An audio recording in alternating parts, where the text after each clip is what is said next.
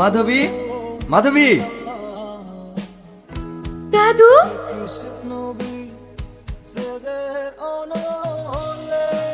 এসো এসো, বসো। কি রে, তুই বলে এখন কি আসতে বলেছিস? হ্যাঁ, একটা কথা বলার ছিল। কি বলবি বল। আচ্ছা দাদু, আমি যে এতদিন ধরে আগ্নের সাথে প্রেমের অভিনয় করেছি, তোমরা একটু বুঝতে পারোনি? তুমি আমার সঙ্গে অভিনয় করেছো মানে? তুই কি বলছিস? অভিনয়টা খুব ভালো করেছি তো, তাই তোমরা কেউ বুঝতে পারোনি। এসব তুই কি বলছিস? আমি ঠিকই বলছি, আমি আগুনকে কোনোদিনই ভালোবাসিনি, ওর সাথে শুধু অভিনয় করেছি। অভিনয়? হ্যাঁ। কেন কেন তুমি আমার সাথে অভিনয় করলে? এটা দেখেছো? হ্যাঁ, এটা কাটা দাগ।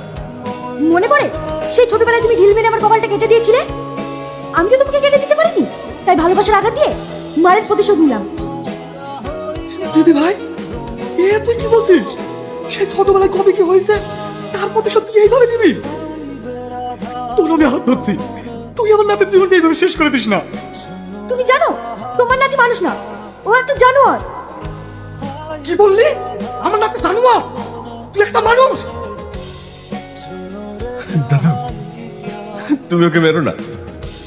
আমি জানি না তুমি কোন অপরাধের সাজা আমাকে দিলে। তুমি তাকে বড় করতে গিয়ে আমায় আঘাত করলে। তবে একটা কথা জেনে রেখো, আমার জন্য তোমাকে সারা জীবন কাঁদতে হবে, সারা জীবন কাঁদতে হবে। ভালো থেকো।